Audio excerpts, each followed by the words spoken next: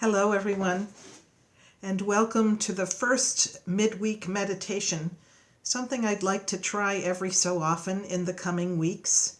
I know these times are hard, and sometimes hearing a little story and maybe a little reflection can be helpful.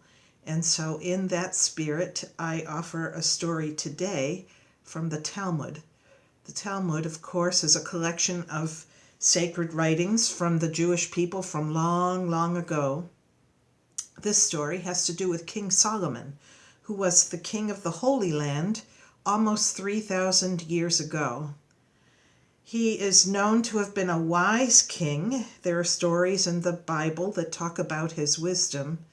And of course, as king, he had power and he had riches beyond measure. But according to this story, he was not contented even so. He used to think when things were going well that he would be afraid that the tide would turn and things would change and things would be terrible. He'd be very afraid of that.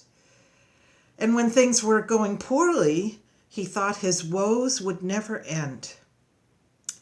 So he called his advisors together and he told them that. And he then said, I have heard that there is a special ring that exists somewhere in the land, and on that ring is the wisdom that will help me through this.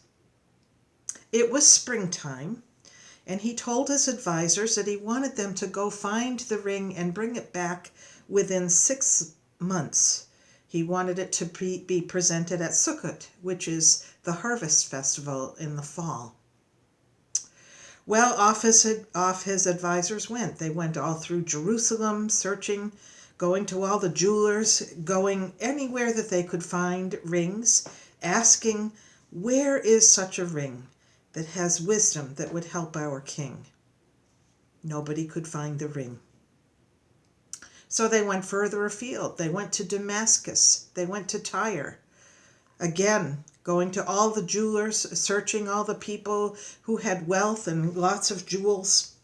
Where is the ring that will help our king? No answer. They went to Egypt. Same thing. They went to the jewelers. They went to anyone who owned jewelry, looking for the ring that had the wisdom engraved on it that would help their king. No one knew of such a ring.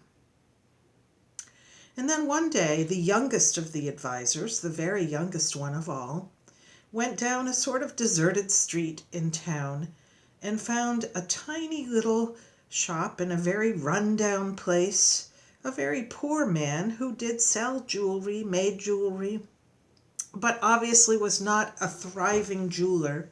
The advisor thought to himself, I'm sure I won't find the ring here, but we haven't found it yet, and I need to ask. So he went in, and he described the ring to the jeweler there, and the jeweler said, I have just the ring that your King Solomon needs. And he produced a ring, and on the inside of the ring were engraved the words, This too shall pass. Well, thought the advisor, this probably is exactly the ring that we're looking for. He paid the jeweler most happily and brought the ring back. Well, Sukkot came, and the evening of Sukkot, the festival began, and the king called the advisors together and said, well, have you found the ring?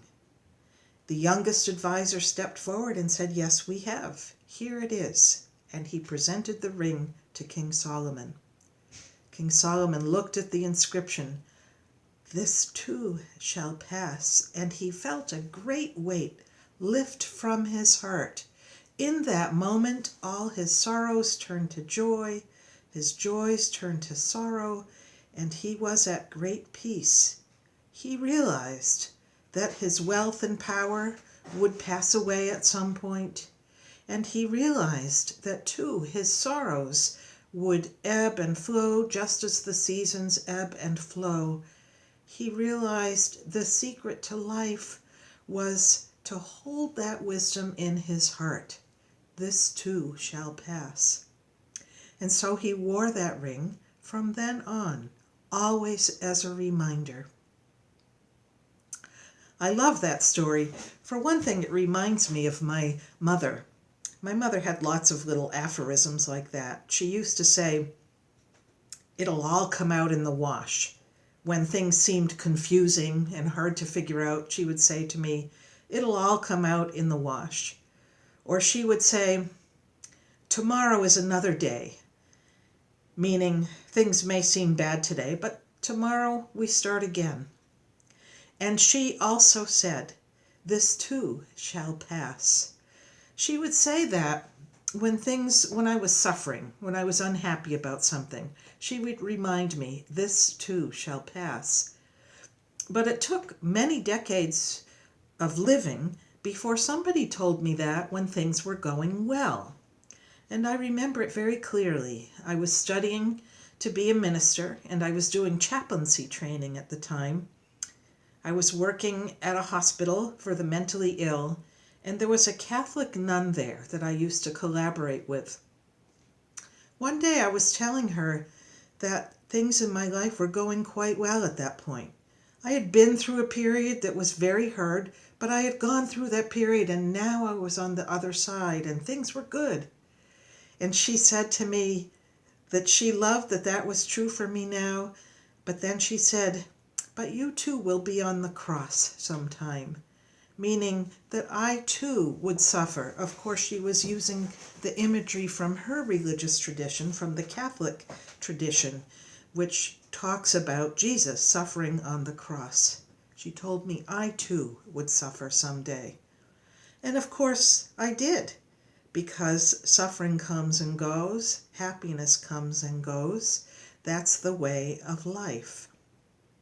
And I think for me, there's great wisdom in remembering that right now when the times are so uncertain, when people are bored or worried or scared, some sick, some unemployed, some wondering how to make it through because their finances have changed so drastically. I think it's helpful to remember, at least for me in these moments, that this too shall pass. It won't always be like this. It may get better, it may get worse.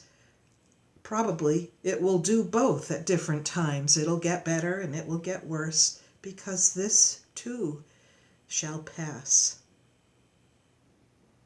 So I offer that up to you today. And I hope that your day is blessed and that you find some moments to nourish yourselves, some moments to breathe deeply, some moments to let worries go, and some moments to remember that this too shall pass.